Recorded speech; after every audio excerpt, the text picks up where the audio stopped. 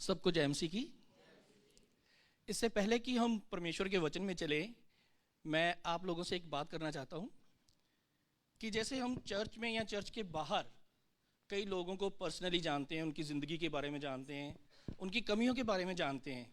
जैसे अगर कोई शराब पीता है या कोई ऐसा है कि कोई अपने पेरेंट्स की रिस्पेक्ट नहीं करता वगैरह वगैरह, तो जब हम उस व्यक्ति को चर्च में आंखें बंद करके हाथ उठाकर परमेश्वर की आराधना करते देखते हैं, तो हम लोग उनको जज करना शुरू कर देते हैं कि यार इस बंदे की लाइफ तो ऐसी है और यहाँ ये दिखावा कर रहा है। लेकिन हम नहीं जानते कि वो दिल में कैसे परमेश्वर की आराधना कर रहा है। जब हम लोग ऐसा बोलते हैं तो उस बंदे का तो कुछ नहीं जाता, हम लोग अपनी आशीषों को खो देते हैं। कभी किसी व्यक्ति को, किसी पास्टर को, किसी चर्च को कभी जज मत कीजिए, क्योंकि ये काम परमेश्वर का है। बाइबल में लिखा है कि जब दाऊद तन मन से परमेश्वर के लिए नाच रहा था तो उसकी पत्नी ने उसको तुच्छ जाना और इसकी वजह से उसने अपनी माँ बनने की आशीष को खो दिया। वो पूरी जिंदगी कभी माँ नहीं बन सकी। और आज मैं परमेश्वर के वचन से बांट रहा हूँ और मैं उम्मीद करता हूँ कि आप लोग अपनी आशीष बनाए रखेंगे। Praise the Lord. चलिए, आज हम बात करेंगे विश्वास के बारे में। हम सब ने शारीरिक तरीके से ही जन्म लिया है और हम लोग दुनिया को, अपनी आसपास की चीज़ों को शारीरिक तरीके से ही देखते और सुनते हैं, और उसके लिए हम यूज़ करते हैं अपने 5 सेंस ऑर्गन्स को, जिन्हें हम ज्ञानेंद्रियां भी कहते हैं। जैसे सपोज हम लोग खाना खा रहे हैं तो उसमें नमक या मिर्च ज़्यादा हो गई, हमें किसने बताया? मान लीजिए आपके घर के आसपास कहीं रेलवे ट्रैक है और आप अपने घर के अंदर बैठे हैं, बाहर से ट्रेन निकली, आवाज़ आई, आपको पता चल गया कि ट्रेन निकली है। आपको किसने बताया? आपके कानों ने। लेकिन परमेश्वर का वचन कहता है कि हम शारीरिक रूप से परमेश्वर को प्रसन्न नहीं कर सकते। रोमियो 8 उसकी 8 में लिखा है कि जो शारीरिक दशा में है वो परमेश्वर को प्रसन्न नहीं कर सकता। तो उसके लिए परमेश्वर ने हमें एक और छठी ज्ञान इंद्री दी है, जिसे हम 6th सेंस कहते हैं, यानी कि विश्वास। इब्रानियों 11:1 में लिखा है कि अब विश्वास आशा की हुई वस्तुओं का निश्चय और अनदेखी वस्तुओं का प्रमाण है।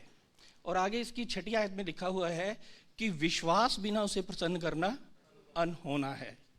अब ये तो हम मान गए कि परमेश्वर को हम विश्वास के बिना प्रसन्न नहीं कर सकते, लेकिन विश्वास आता कहाँ से है?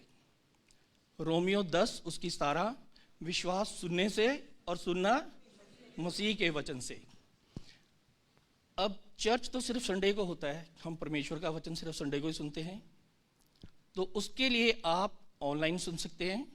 और सबसे बढ़िया तरीका, जब आप घर में बाइबल पढ़ते हैं तो उसको ज़ोर ज़ोर से बोल बोल कर पढ़ें। उससे 2 काम होंगे, एक तो आप परमेश्वर के वचन को सुनेंगे, दूसरा आपके परिवार वाले भी परमेश्वर के वचन को सुन सकेंगे। आप में से कितने मानते हैं कि हमारा नाम जीवन की पुस्तक में लिखा है? आपने पढ़ा है? ये है विश्वास। कई लोग कहते हैं कि अगर परमेश्वर हमें कुछ करके दिखा दे फिर हम विश्वास करेंगे। पहले आप परमेश्वर के वचन पर विश्वास कीजिए तो परमेश्वर आपको करके भी दिखा देगा। मेरे हाथ में माइक है, ये आप मानते हैं? क्योंकि आपकी आंखों ने देखा, आपको बताया। क्या आप मानते हैं कि यहाँ पे पवित्र आत्मा है? ये है विश्वास। एक पेड़ जो होता है वो हमेशा 2 दिशाओं में एक साथ बढ़ता है, एक ज़मीन से ऊपर और दूसरा ज़मीन के नीचे। जितना वो ज़मीन के नीचे जाता है उसकी जड़ें उतनी ही मजबूत होती हैं और ज़मीन के ऊपर उसकी पकड़ भी उतनी ही मजबूत होती है। ठीक उसी तरह से जो हम मसीही लोग हैं, जितना हम परमेश्वर के वचन को पढ़ते सुनते हैं, हम विश्वास में उतने ही मजबूत होते हैं और दुनियावी तरीके में भी हम उतने ही अच्छे रहते हैं। Praise Lord. शैतान जो होता है ये हमेशा हमें शारीरिक तरीके से बहकाने की कोशिश करता है, जैसे उसने हवा के साथ किया। उत्पत्ति 3:6 में लिखा है कि उस स्त्री ने देखा कि उस वृक्ष का फल खाने में अच्छा और देखने में मनभाऊ है। उसने क्या किया? उसको देखा। उसने परमेश्वर की बात पर विश्वास नहीं किया, उसने अपनी आंखों पर विश्वास किया, और उसका रिजल्ट हम जानते हैं।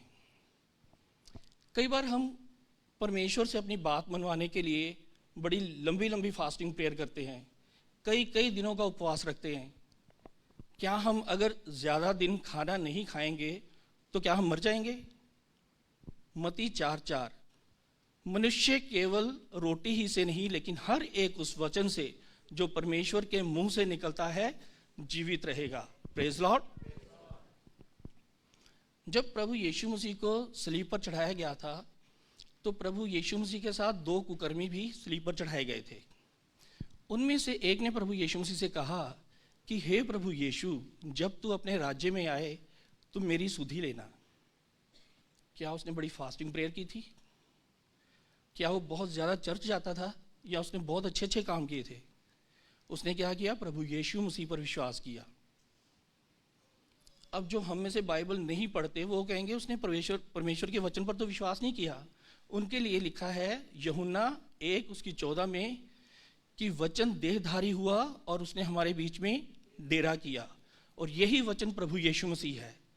सो उस कुकर्मी ने प्रभु यीशु मसीह पर यानी कि वचन पर विश्वास किया, और प्रभु यीशु मसीह ने उससे क्या कहा कि तू आज ही मेरे साथ स्वर्ग लोक में होगा। कई बार हम लोग अपनी बीमारी की दशा में या किसी परेशानी में चर्च में आते हैं और अपने लिए दुआ करवाते हैं और विश्वास करते हैं कि हम लोग ठीक हो गए हैं, हमारी परेशानी से हमें छुटकारा मिल गया है। लेकिन जब हम घर जाते हैं तो शैतान क्या करता है? हमारे दिमाग में शक डालता है कि देख, तेरी बीमारी के लक्षण तो वैसे ही हैं, तू कहाँ ठीक हुआ, तेरी परेशानी तो वैसे ही है, तुझे कहाँ छुटकारा मिला। आपका शरीर आपको नहीं बताएगा कि आप ठीक हो गए हैं, आप अपने शरीर को बताएंगे कि आपका शरीर ठीक हो चुका है। आप अपनी परेशानी को बताएंगे कि आपको छुटकारा मिल चुका है।